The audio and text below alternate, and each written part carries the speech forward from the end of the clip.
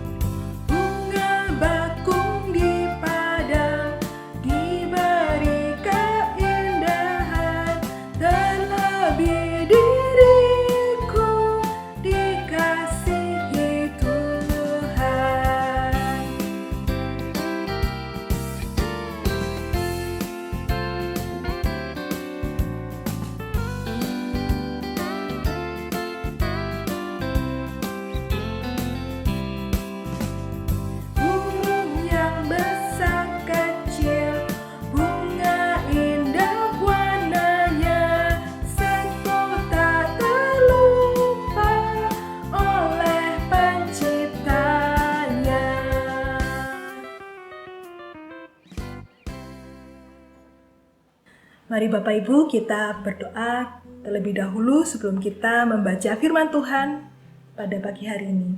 Mari kita berdoa. Tuhan, segala puji syukur kami naikkan kepadamu pada pagi hari ini Tuhan. Terima kasih atas kesempatan kehidupan yang Kau berikan pada kami. Kau masih memberikan kami kekuatan yang baru untuk kami dapat melangkah pada hari ini Tuhan. Tuhan, kami juga mohon ampun akan segala dosa dan kesalahan kami yang telah kami perbuat, yang telah mendukakan hati-Mu dan juga Roh Kudus yang ada dalam diri kami Tuhan. Ampunilah kami Tuhan dan pimpinlah kami Tuhan agar kami dapat berjalan kembali di dalam jalan-jalan-Mu. Tuhan, kami mau menyerahkan waktu-waktu ini Tuhan, di mana kami ingin merenungkan firman-Mu. Tolong kami, pimpin kami dengan Roh Kudus-Mu ya Bapa. Terima kasih Tuhan Yesus. Kami berdoa, haleluya, amin.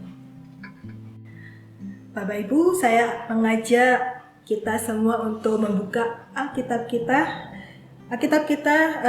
Firman Tuhan yang akan saya sampaikan pada pagi hari ini terambil dari 2 Tesalonika 2 ayat 13 sampai 17. Mari kita membukanya bersama-sama. 2 Tesalonika 2 ayat 13 sampai 17. 2 Tesalonika berada di Perjanjian Baru ya.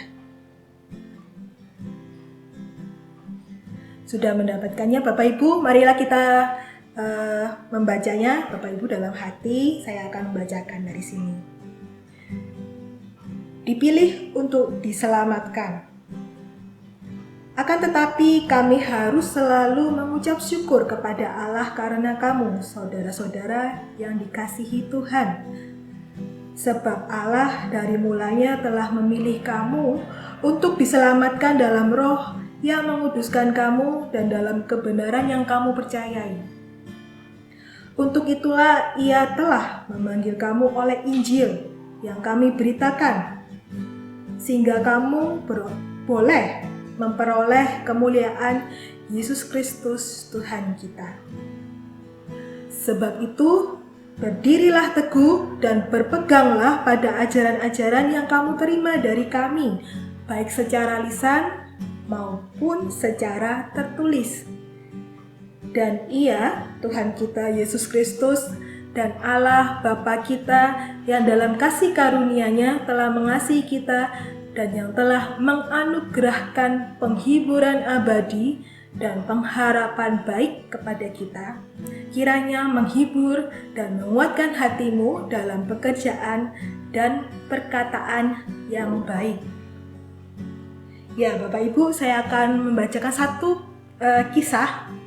Ini kisah ada seorang pemain bola basket yang berbakat. Namun, dia belum juga menjadi bintang di bidang tersebut. Ia bernama Kurt Brinkman. Ketika berusia 16 tahun, dia kehilangan kedua kakinya dalam sebuah kecelakaan. Tentu saja hal ini menjadi hal yang terburuk bagi Kurt Brinkman. Akhirnya, Kurt harus memakai kursi roda. Perlahan dia mencoba untuk bangkit dan akhirnya dia berhasil menjadi bintang sebagai atlet kursi roda terkenal. Dia berkata begini, "Segera sesudah kecelakaan itu, saya bangkit. Saya justru tidak tahu seperti apa kalau kaki saya masih ada."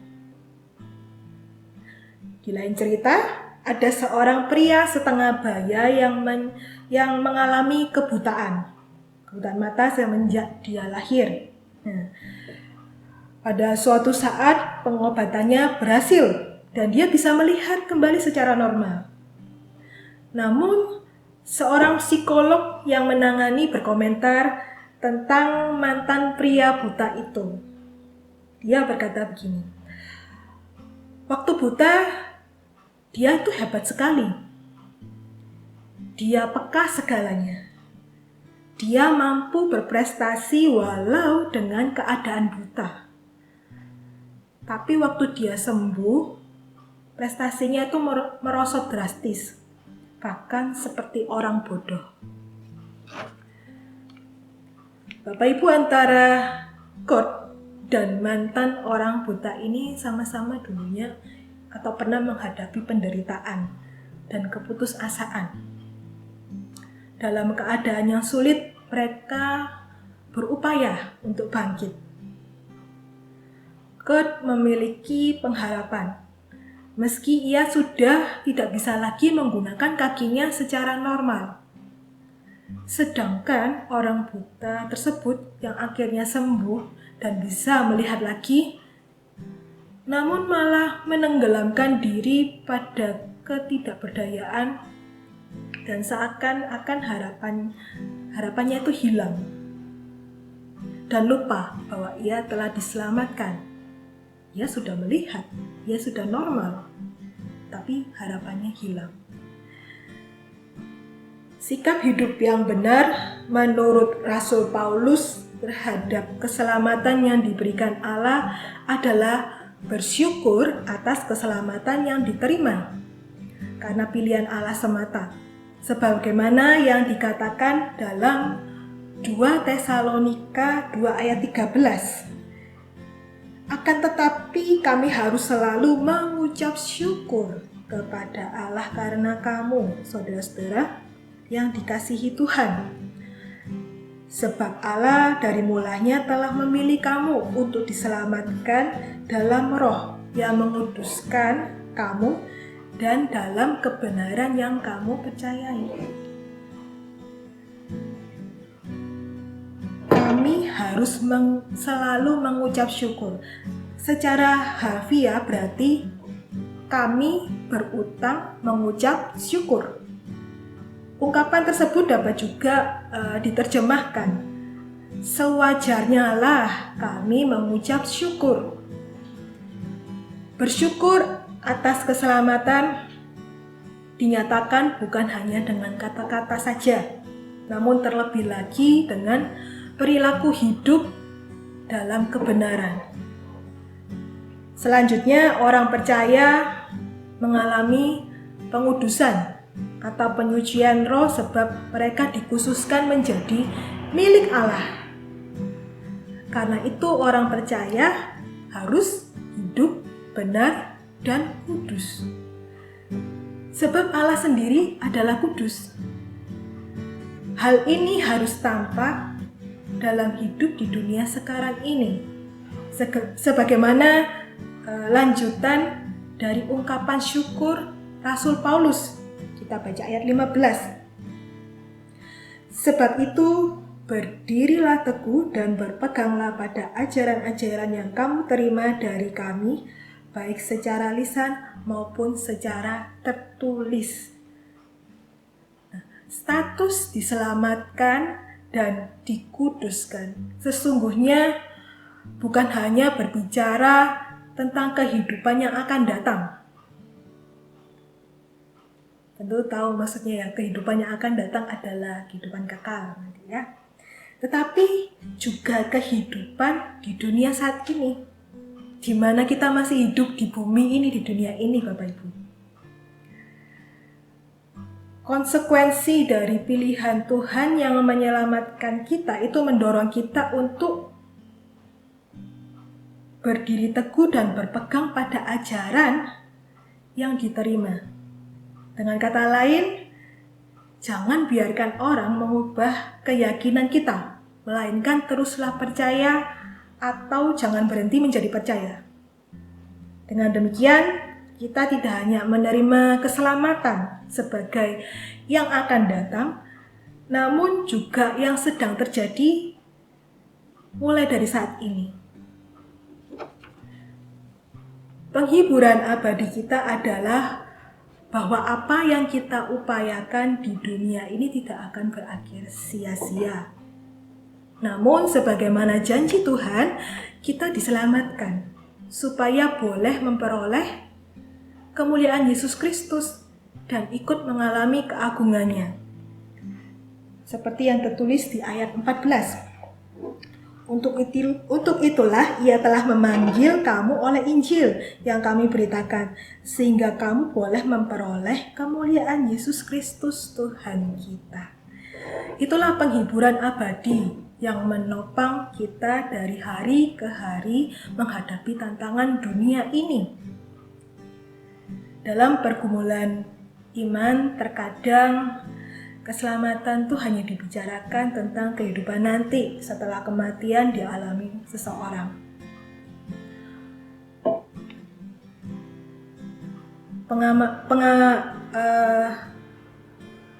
Pergumulan tentang kehidupan nanti itu yang terlepas dari kehidupan sekarang ini di dunia tidak menghasilkan kehidupan iman yang sehat.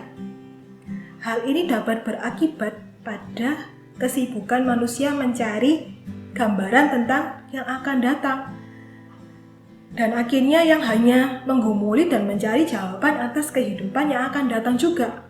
Misalnya membuat ramalan kedatangan Tuhan dan lain-lain. Jadi fokusnya itu cuma yang akan datang saja. Dia tidak melihat yang sekarang atau menggumuli kehidupan yang sekarang yang terjadi di dunia ini. Keselamatan yang diberikan Allah bagi manusia bukan hanya tentang yang akan datang saja, tetapi juga kehidupan sekarang di dunia. Oleh karena itu, kebangkitan Kristus tidak hanya bermakna harapan tentang kebangkitan orang mati yang akan datang, tetapi juga bagaimana kebangkitannya menyemangati manusia yang diselamatkan, yang berjuang di masa ini, yang masih hidup di dunia ini. Oleh sebab itu, Rasul Paulus menggunakan istilah memilih kamu di ayat 13 tertulis memilih kamu untuk diselamatkan, memanggil kamu. Di ayat 14, Ia telah memanggil kamu. Kemudian di ayat 15 dikatakan, berdirilah teguh. Penghiburan abadi dan pengharapan baik di ayat 16, serta menghibur dan menguatkan di ayat 17. Nah, gambaran yang dipilih oleh Rasul Paulus ini terkait dengan kehidupan sekarang.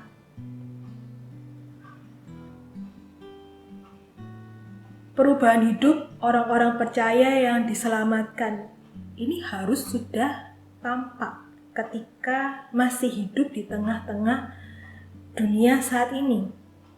Kita harus menjadi terang, harus tampak dari luar, sehingga orang melihat, oh orang itu telah diselamatkan. Sehingga orang lain melihat bahwa itulah kemuliaan Tuhan. Tuhan ada dan nyata di dalam kehidupannya. Jadi nampak. Kalau sudah mati ya mau nampakin ke siapa? Orang-orang mati. Ya enggak mungkin juga kan? Jadi orang yang percaya pada kebangkitan Kristus harus terus merasa dirinya itu sebagai orang yang terpilih, yang tidak akan membiarkan hidupnya tenggelam dalam kematian. Kematian yang dirasakan saat ini itu seperti ini adalah ketidakberdayaan melawan dosa. Ketika orang sudah jatuh dalam dosa, ada beberapa orang yang kemudian terkungkung terus dalam dosa itu.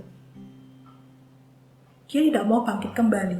Dia tidak mau melepas apa yang menjadi masalah di dalam kehidupannya.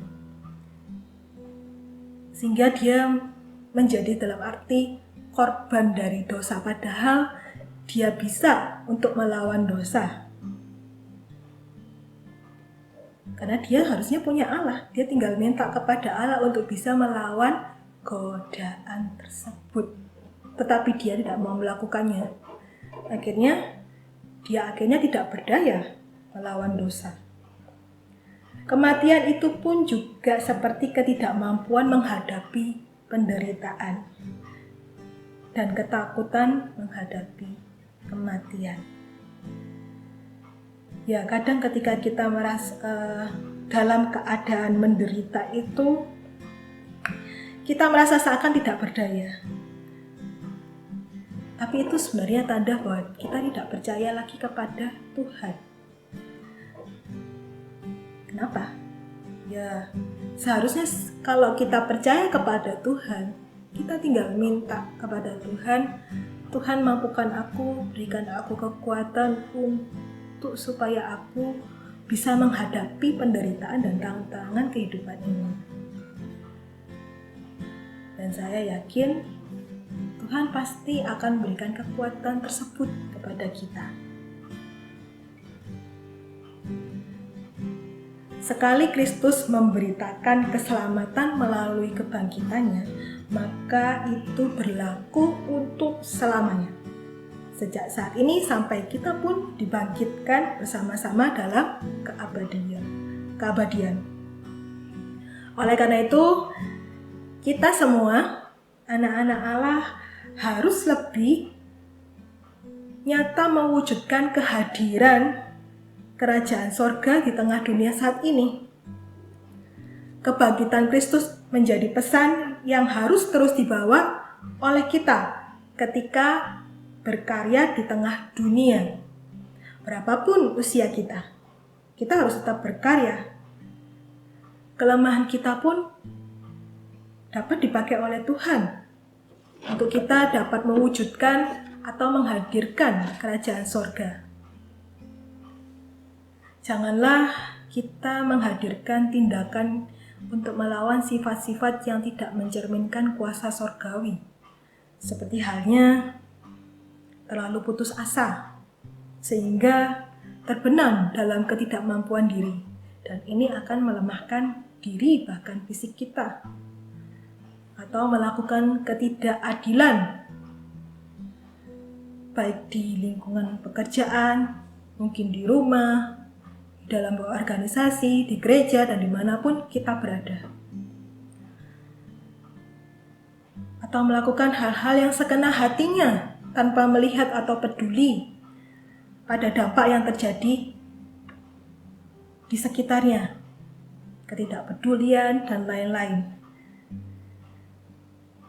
Dan bagaimana jika ada orang-orang yang tidak mampu mempertahankan hidupnya sendiri, yaitu mereka yang terpuruk dalam kemiskinan, sehingga tidak bisa atau tidak mampu mencukupi kebutuhan hidupnya. Bagaimana dengan mereka?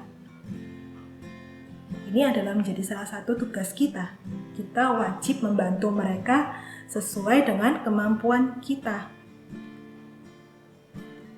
Di satu bagian doa Bapa kami ditulis atau disebutkan begini: "Datanglah kerajaan-Mu, jadilah kehendak-Mu di bumi seperti di surga." Sebab surga yang sesungguhnya adalah di mana kehendak Allah itu dihadirkan dan dinyatakan sehingga Allah dimuliakan. Dan marilah kita juga sungguh-sungguh mensyukuri keselamatan yang kita terima dari Tuhan di tengah kehidupan kita sehari-hari. Amin.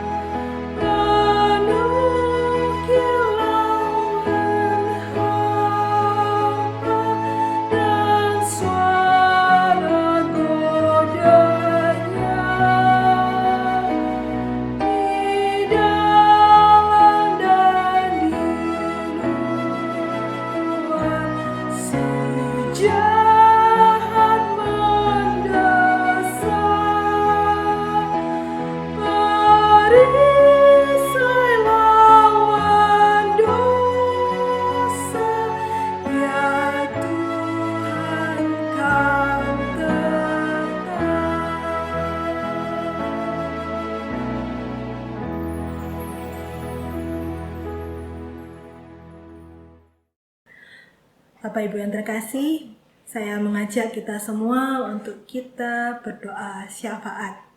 Mari kita berdoa. Tuhan, kami bersyukur atas kehidupan yang Kau berikan pada kami dan untuk keselamatan yang Kau berikan pada kami, Tuhan. Tuhan, tolong kami supaya kami tetap melakukan karya nyata dalam kehidupan ini, menghadirkan kerajaan sorga di tengah kehidupan dunia ini, Tuhan, sehingga kemuliaan-Mu saja yang dapat dilihat dan dirasakan oleh sekitar kami, Tuhan.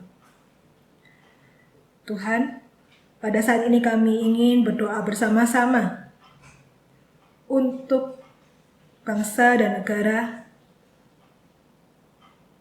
khususnya negara Indonesia Tuhan.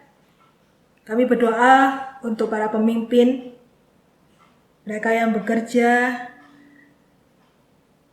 di dalam kepemimpinan mereka Tuhan, untuk di dalam pemerintah Tuhan, kiranya Engkau berikan hikmat, kebijaksanaan kepada mereka Tuhan, agar mereka dapat memimpin dengan adil dan dengan benar. Kami pun juga berdoa untuk setiap permasalahan yang dihadapi oleh negara kami Tuhan. Di satu sisi, pandemi COVID juga masih belum berlalu, dan kami pun harus tetap menjaga diri kami dengan baik Tuhan, menjaga sekitar kami. Dan di satu sisi, ada pun beberapa tempat mengalami bencana alam. Tuhan, kami pun teringat akan keadaan mereka yang sedang kesusahan.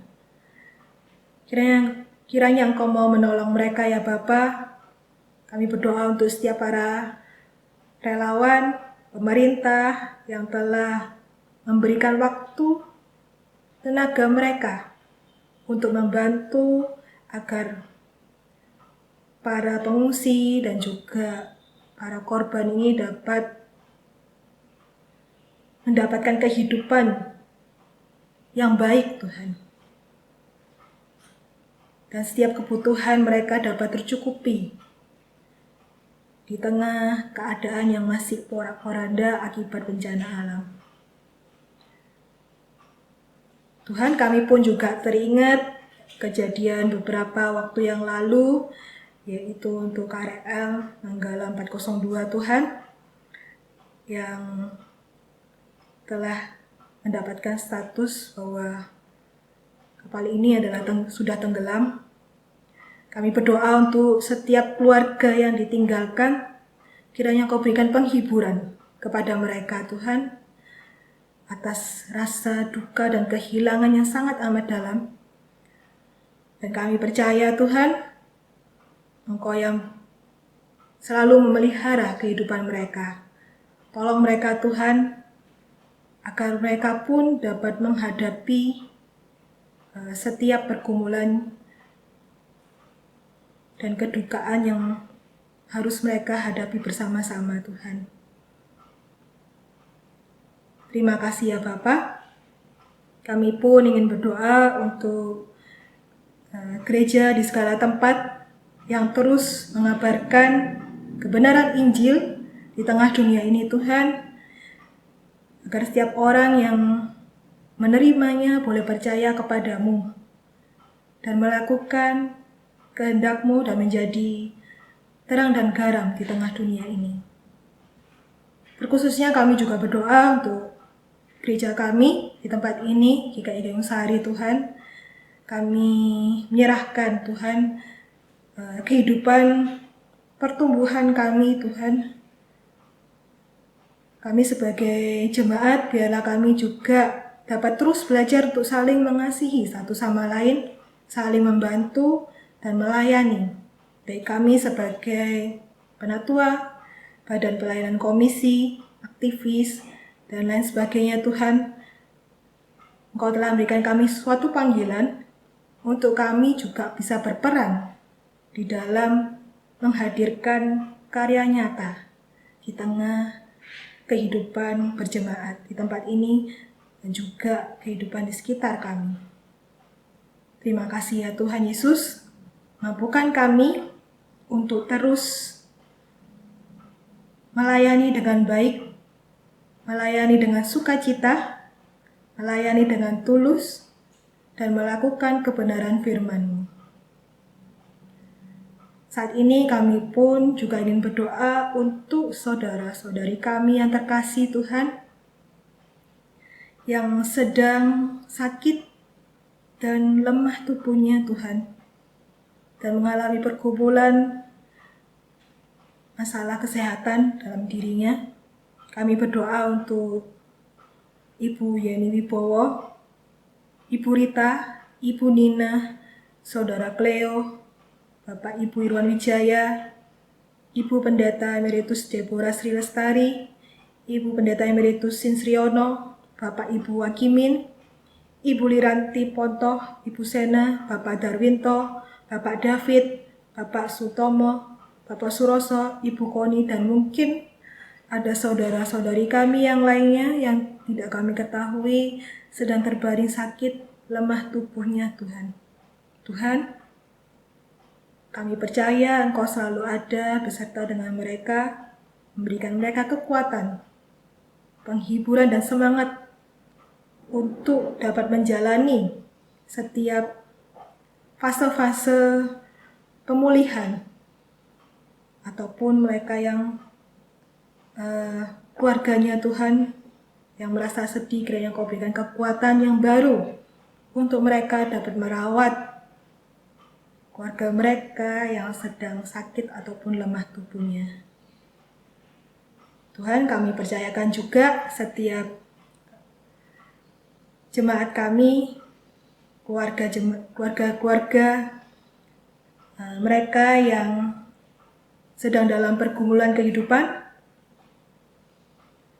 baik itu tentang pekerjaan, baik itu tentang finansial, pendidikan, kesehatan, maupun yang lainnya. Tuhan, kami bawa semua pergumulan ini ke dalam doa. Engkau yang mengerti apa yang menjadi pergumulan mereka, Tuhan.